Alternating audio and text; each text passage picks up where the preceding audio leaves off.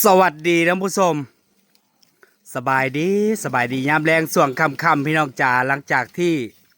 ตะเว้นตกเรียบร้อยตอนนี้6:13ค่ำไว5 โมงกว่าน่ะคือมืดแล้วซุมื้อนี่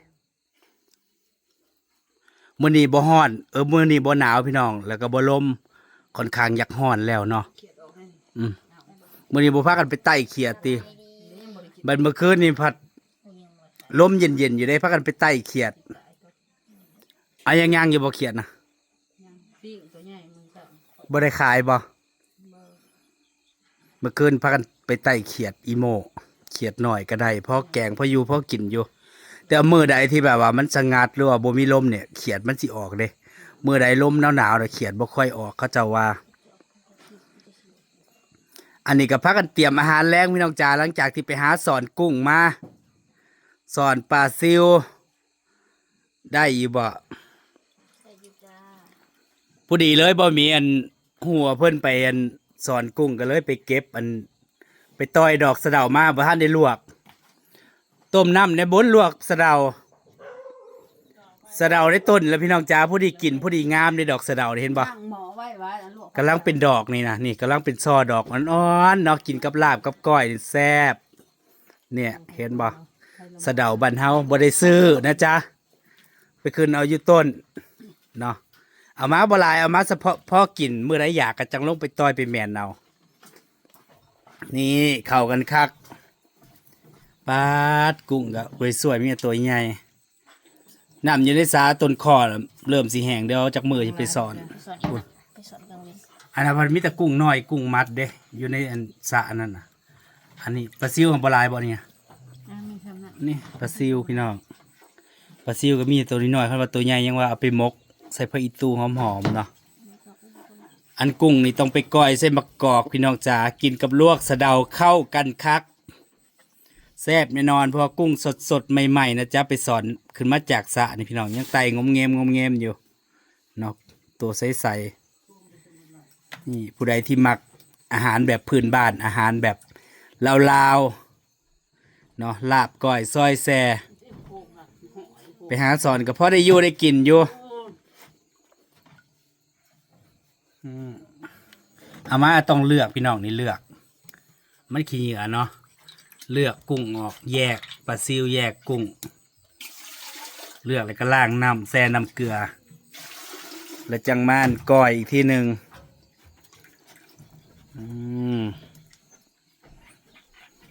มือก่อนกับสวรรค์ก้อยอยู่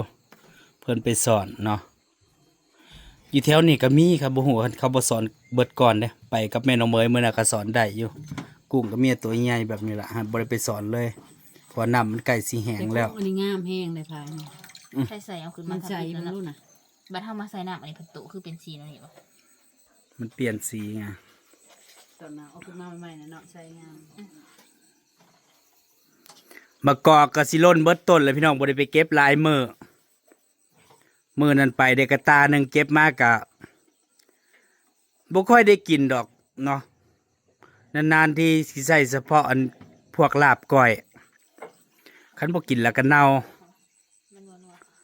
ก็มีคุณแม่พูดเพิ่นบอกให้เก็บไว้ให้ใส่ตู้แช่ไว้ให้เพิ่นพะนะสิเอาหลายสำใดละมะกอกบ้านเฮา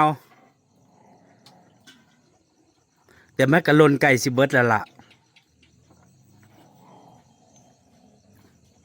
แต่ส่วนใหญ่บ้านบ่มีก็สิกินแบบของสดๆธรรมชาติเนาะหลายคนว่าทำไมไม่แช่ตู้ไว้แช่แข็งไว้คือผักสะเดานี่พี่น้องแช่ไว้ตั้งแต่ปีที่แล้วก็ยังบ่เห็นกินได้เอาไปทิ่มหรือยังคนไปงานเขาบ่เลยเอาไปเบิดละเอามาละเอาไว้บากหลายๆก็ฮอดขวบส่วนใหญ่เนี่ยบ่อยากเก็บไว้ดอกเพราะว่ามันก็กินของใหม่ไปเรื่อยๆบ่อึดแนวกินพี่น้องบ้านเฮาผักกระโดนผักกระเดาผักติ้วมันก็เลยบ่ได้รู้สึกว่าอยากเก็บอยากเอาไว้เนาะมะกอกกะเดี๋ยวก็อันนั้นอันนี้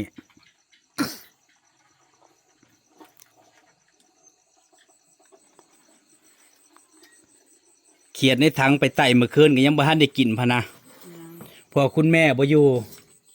คุณแม่นี่บ่เขียดนะ นี่มื้อเช้านี่ปิ้งพี่น้อง เจ้าปีเลือกตัวใหญ่ มื้อเช้านี่ปิ้งเขียดอีโมตัวใหญ่กินกับตำมักทั่วยังเหลือตัวน้อยมันก็เอาไปแกงใส่ผักซีลาวผักดังคมบางสั่นเนาะเขียดน้อยเขียดอีโมปีนี้เขียดหลายเด้บ่มีก็ว่าสิไปขุดกบอยู่เห็นหูกบไว้2-3หูบ่แม่นเขาลักขุดละบ่อยู่ทั้งพูนน่ะเขาบ่ทันไปขุดเด้ทางหน้าเขาใหญ่น้อยนั่นเด้นั่นอันนั้น อย่างเขาพูดหนึ่งเบิดนี่ แถวห้องแถวพายขาดเขาแล้วก็ย่างได้เห็นหูเต็มไปมื้อนั้นคันเขาบ่ขุดก่อนเด้ปีนี้กบเขียดก็หลายพี่น้องเพราะว่า เขาเห็นหูจะเขาลืม ฝนตกดีเนาะอุดมสมบูรณ์แต่เก่าบ่มีเด้ โทษเขาคิดบ่ในถุงเขา เขียดเมื่อคืนนี่ล้มมันพากันไปมื้อนี้มันบ่พากันไปบ่ ว่า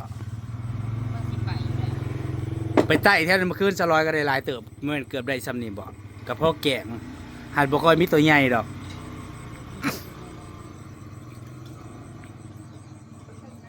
นี่แหละอาหารแรงพี่น้องจ๋าจะก้อยกุ้ง ใส่มะกอกกินกับลวกสะเดา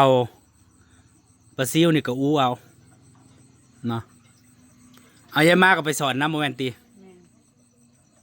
เอามาเถอะทำนักอันนั้นเพิ่นหนึ่งครับ คอยเก็บเห็ดมากะละมังหนึ่งน่ะ บอกให้ลุงเลินเอาเมื่อบ่หูเราเอาเมื่อบ่แล้วสิไม่กินข้าวนี่บ่ มาใน เดี๋ เรื่ ย อ ว ง มา มา นี่ นี่ ได้ ได้ ก็ไปสอนบริเวณ เนี่ยเห็ดได้แค่บ่หนึ่งบ่เรือบ่แกงบ่เก็บเห็ดกะละมังหนึ่งพอดีเก็บแล้วเลยยายทอนละมายายอ่อนละมาแล้วว่ะพอดีคอยสิลงไปเก็บดอกสะเดาแล้วว่าเอามาให้แน่โลนึงบ่ขายบ่คนย่างลงหดผุดแล้วคนว่าบ่ขายดอกว่าขี้ข้านลบขึ้นมา เพื่อสั่นแล้วมื้ออื่นแหละให้แม่น้องเหมยเอาไปให้เด้อเพิ่นว่าโลนึงแต่มื้ออื่นก็สิเก็บได้อยู่ประมาณโลนึงขอยบ่ได้เก็บเบิดได้ดอกน้อยมันน่ะอันนี้ก็เก็บมากะละมังหนึงก็ว่าบ่ได้ขายดอกเก็บรอบแรกก็ว่าสิแบ่งญาติพี่น้องละกินเนาะเอาไปนึ่งเอาไปแกง แต่มันก็เป็นตาแซ่บอยู่ใหม่ๆพอกินไปกินมาแล้วก็แค่นั้นละหนึ่งก็บ่มีคนจิบแต่ใหม่ๆจังซี่ก็หนึ่งจำแจ่วมะนาวก็สิแซ่บสิหยังอยู่ละนี่เฮ็ดเนี่ยบุญมาตัดเฮ็ดหนึ่งเนี่ยบุญ เอาจับบริษัทเสื้อที่ยังบ่เลย ตัดเฮ็ดล่างแล้วก็หนึ่ง เอาเลยมันก็ออก หนึ่งส่วนหนึ่งแล้วก็ที่เหลือก็สิแบ่งเขาเจ้านั่นล่ะให้ลุงเลินเอาเมื่อก็บ่เอาเมื่อเนาะเดี๋ยวเขาเจ้ามากินข้าวอยู่นี่แหละพี่น้องจ๋ามาตัดหนึ่งนะบุญนี่ดอกใหญ่ๆเนาะแต่มื้ออื่นก็ได้เก็บอีก แต่ว่าเขาเจ้าจองไว้แล้ว โลหนึ่งเดี๋ยวเอาไปส่ง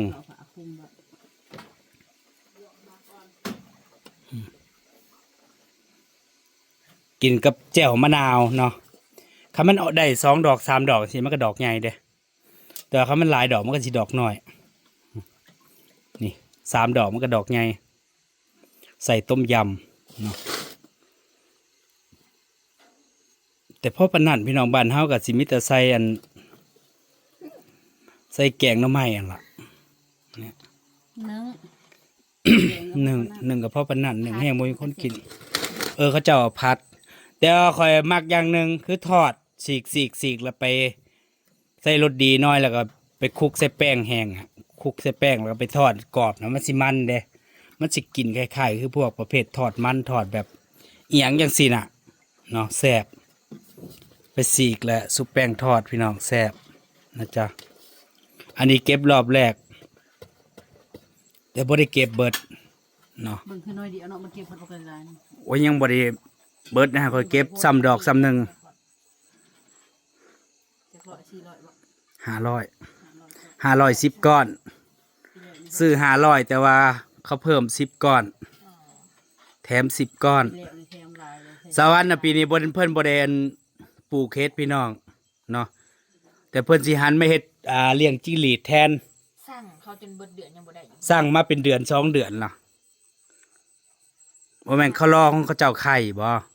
โบเฮากับของเรากับว่าของเราบ่ทันได้มาเฮาถามเราเมื่อวาน เอาบ่ทันได้มาบ่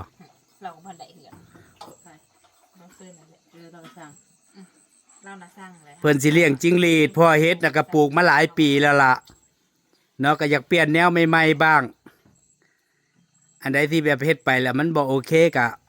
เปลี่ยน เปลี่ยน เดี๋ยวสิลองหาเจ้าใหม่ก่อน เฮ็ดแนวใหม่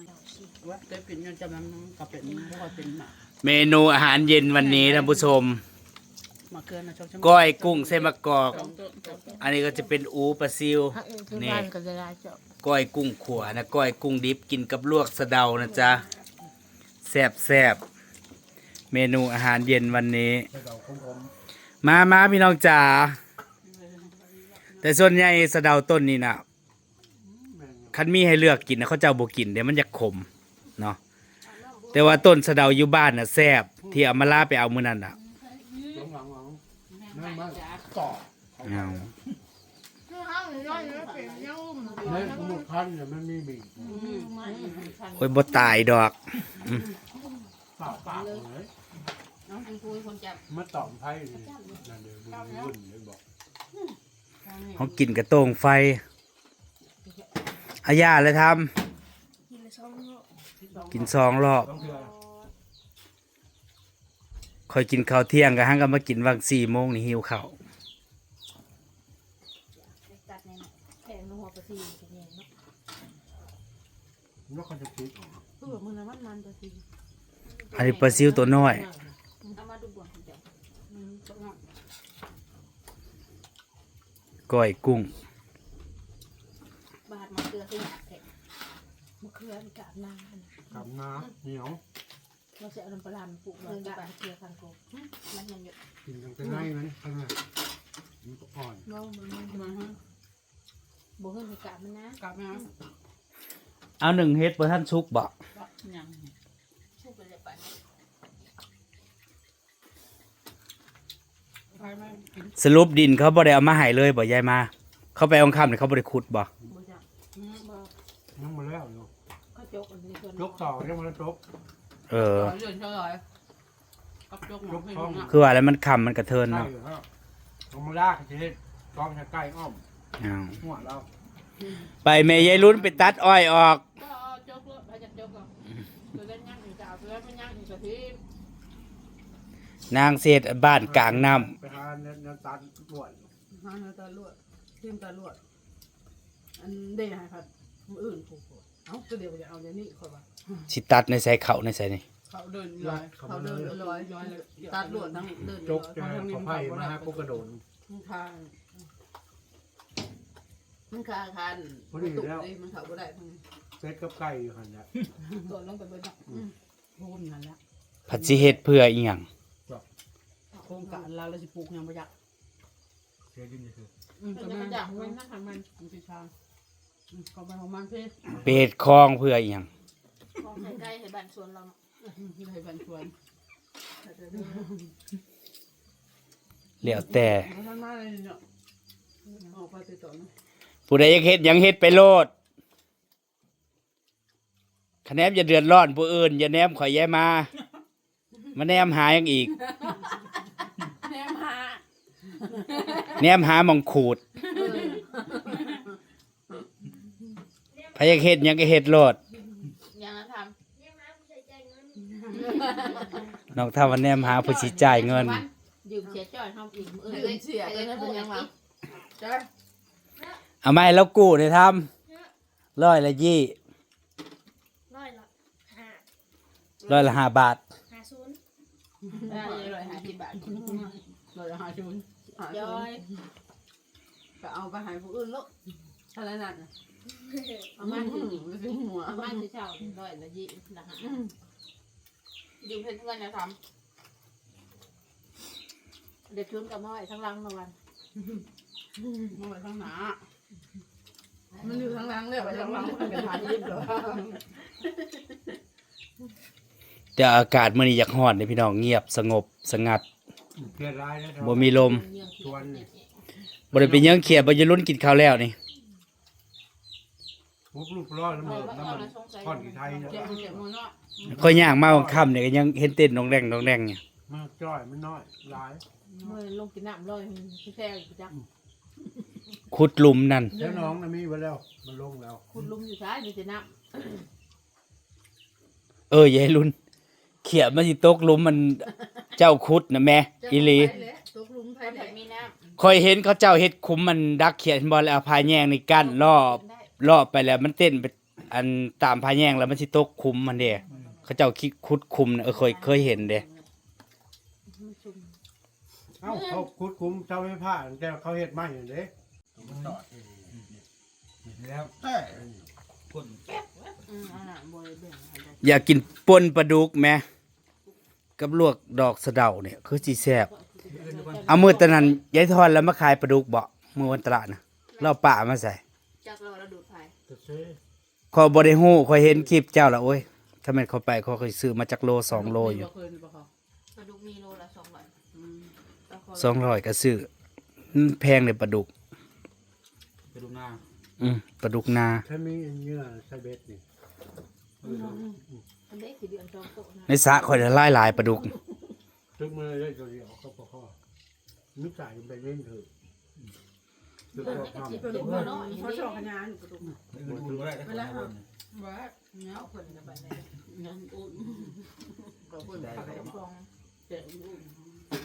จะมาน้อยมันคือจะโบกิน ยังมันเหนียวเลยกินโลมื้อนั้นกันยังกินโล มาไล่แบบเป็นข้าวเย็น เย็นอยู่ห้อง ถ้ากินอาหารแบบนี้ก็แซ่บอยู่พี่น้อง ถ้าเป็นหมูม้ากาไก่ก็ ไก่ บ่ค่อยกินเนาะ ข้ามไก่ ว่าสิเฮ็ดก๋วยเตี๋ยวมื้อใดก็บ่ได้เฮ็ด เอามาสิชวนเฮ็ดอยู่นี่ ขากินอยู่ ชากิน เฮ็ดไปมื้ออื่นบ่ว่า